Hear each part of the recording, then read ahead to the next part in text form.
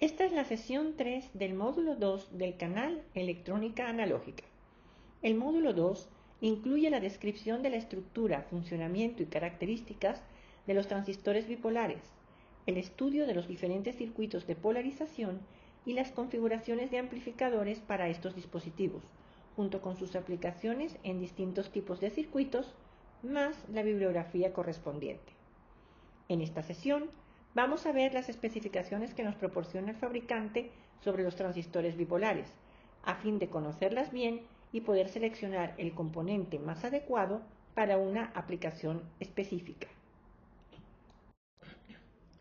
Como sabemos, existen dos tipos de transistores bipolares, los NPN y los PNP. Cada tipo de transistor consta de dos junturas PN, una entre emisor y base y la otra entre colector y base. Aquí tenemos un recordatorio de los modos de operación en los que pueden trabajar los transistores dependiendo de la forma como se hayan polarizado sus dos junturas. En el modo activo, el transistor trabaja como amplificador lineal y los modos cortado y saturado se utilizan en los circuitos que trabajan conmutando entre dos estados, como por ejemplo los circuitos digitales. El modo activo inverso prácticamente no se usa. En cuanto a los parámetros básicos del BJT en el modo activo, la relación entre la corriente de colector y la corriente de emisor se define como alfa, parámetro que recibe el nombre de ganancia de corriente de base común. La relación entre la corriente de colector y la corriente de base se define como beta, parámetro que se denomina ganancia de corriente de emisor común. Utilizando las ecuaciones anteriores y la suma de corrientes en un transistor, podemos demostrar que alfa es igual a beta sobre beta más 1 y beta es igual a alfa sobre 1 menos alfa. Para un valor de beta de 100, alfa es igual a 0,99. Pequeñas variaciones de alfa producen grandes cambios en beta. Como un primer ejemplo de lo que nos ofrecen los fabricantes, aquí tenemos una gráfica del parámetro beta en función de la corriente de colector y de la temperatura. Como vemos, el rango de variación de este parámetro es muy amplio, característica que vamos a tener que tomar en cuenta al trabajar con los transistores bipolares. Pero procedamos paso a paso. Veamos en forma ordenada las especificaciones presentadas por los fabricantes para los transistores BJT, tomando como ejemplo los transistores NPN 2N3903 y 2N3904. Vamos a revisar primero todos los cuadros y gráficas que nos ofrece el fabricante para luego analizar más detalladamente los parámetros más importantes. En la primera página, el fabricante comienza colocando los números de los dispositivos, el tipo de dispositivos que son, nos presenta un diagrama circuital y una gráfica de los componentes para que veamos su encapsulado e incluye los cuadros de valores máximos absolutos y de las características térmicas. En una segunda página están los cuadros de las características eléctricas, que incluyen las características en apagado, las características en encendido, las de pequeña señal y las características de conmutación, que detallaremos más adelante. A continuación, el fabricante presenta la información necesaria para realizar pedidos e incluye unas gráficas de los circuitos utilizados para probar las características de conmutación. Los parámetros indicados en las tablas están dados para unas condiciones específicas de voltaje, corriente y temperatura. Al modificarse estas variables, los valores de los parámetros pueden cambiar significativamente. El fabricante ofrece varios gráficos para presentar las variaciones correspondientes. Aquí vemos gráficas relacionadas con las características de conmutación de los transistores cuando pasan del estado de corte al de saturación o viceversa. En la siguiente página, el fabricante nos presenta las gráficas correspondientes a parámetros que se usan en aplicaciones de pequeña señal y variaciones en lo que se denomina figura de ruido. En esta lámina podemos ver la gráfica que ya habíamos comentado sobre las variaciones de beta, que también se denomina HFE, con respecto a la corriente de colector y a diferentes temperaturas.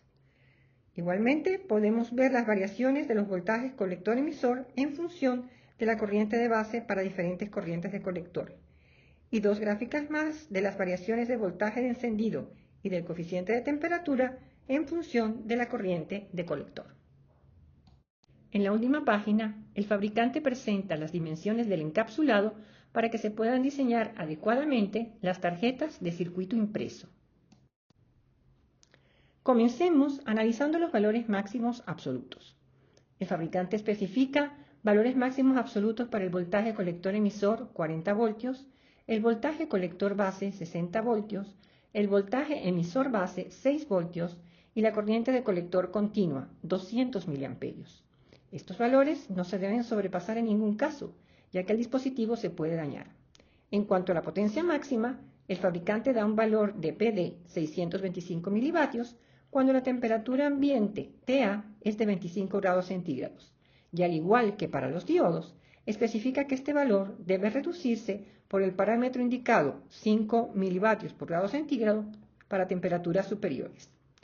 Adicionalmente, especifica una potencia máxima PD de 1,5 vatios si la temperatura del encapsulado TC está a 25 grados centígrados, lo cual se puede conseguir aplicando algún procedimiento de enfriamiento.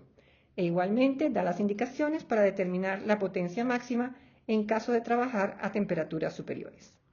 Finalmente, indica que el rango de temperaturas, tanto de operación como de almacenamiento, está comprendido entre menos 55 y 150 grados centígrados.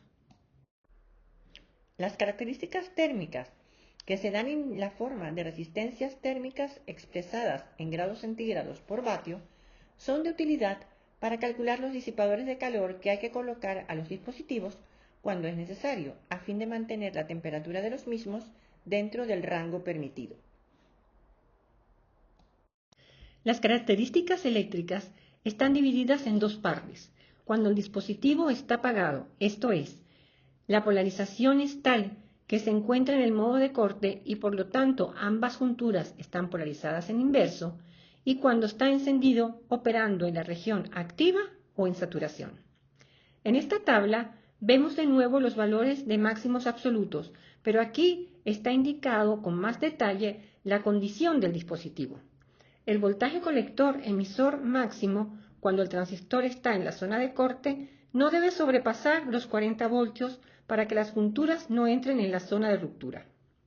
El voltaje de ruptura para la juntura colector base es de 60 voltios y el de la juntura emisor base es de 6 voltios. La corriente de base cuando el dispositivo está en la zona de corte y la corriente de colector en dicha zona son del orden de 50 nanoamperios, por lo que usualmente las consideramos como nulas.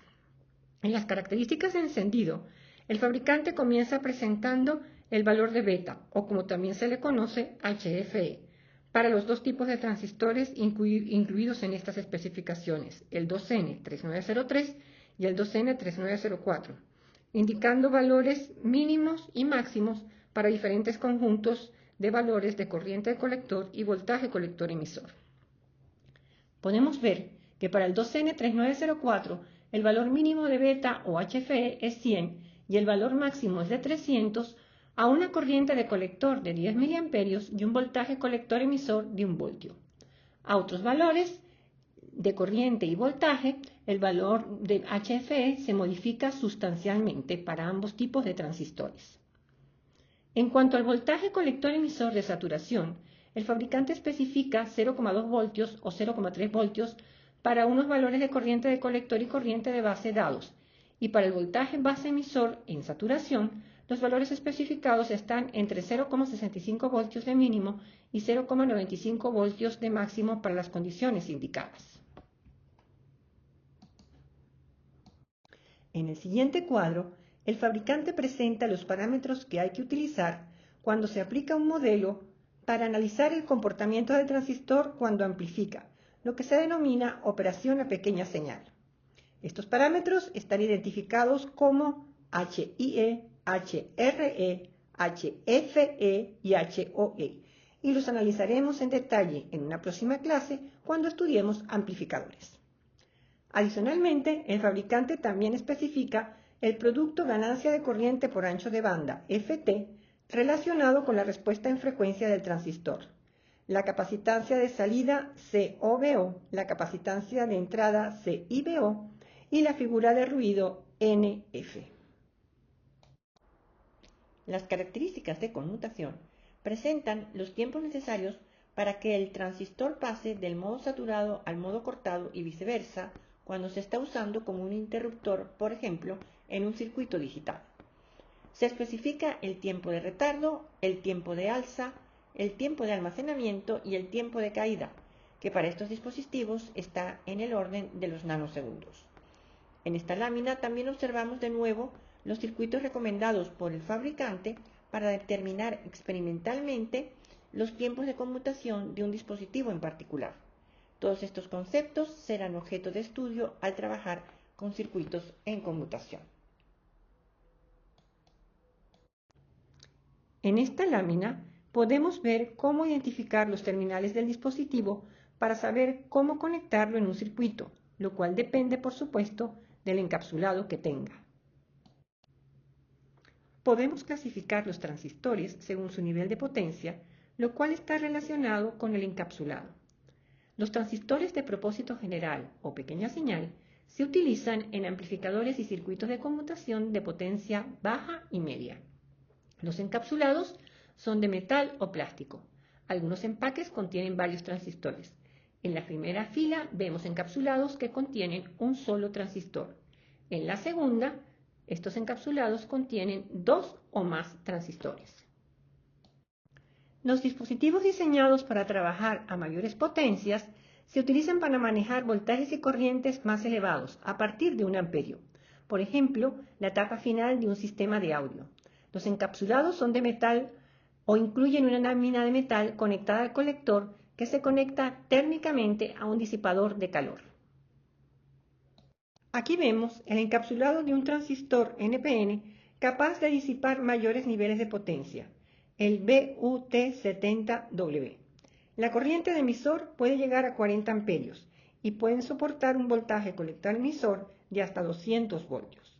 El fabricante lo recomienda para aplicaciones de reguladores conmutados, control de motores, convertidores de alta frecuencia y eficiencia. Entre los dispositivos de mayor potencia tenemos transistores como el 2N5926 PT7507 o PT7508, que son transistores NPN que soportan hasta un voltaje BCE máximo de 100 o 120 voltios respectivamente, una corriente de colector en DC de 50 amperios y pueden llegar a valores pico de 90 amperios. Su capacidad de disipación de potencia es de 350 vatios a 25 grados centígrados o de 200 vatios a 100 grados centígrados. Y este otro transistor NPN PT9501 o PT9502 puede manejar una corriente de colector continua de 300 amperios y soportar picos de corriente de hasta 500 amperios. El voltaje BCE no puede sobrepasar los 60 voltios y la capacidad de disipación es de 625 vatios a 25 grados centígrados o de 400 vatios a 100 grados centígrados. Finalmente, aquí tenemos dispositivos para aplicaciones de radiofrecuencia. Están diseñados para trabajar a altas frecuencias. Sus formas poco usuales y las configuraciones de sus terminales están diseñados para optimizar ciertos parámetros de alta frecuencia. En esta sesión hemos visto cómo leer e interpretar las diferentes características que nos presentan los fabricantes para los transistores bipolares. Cuando analicemos o diseñemos un circuito, tenemos que tomar en cuenta estas especificaciones.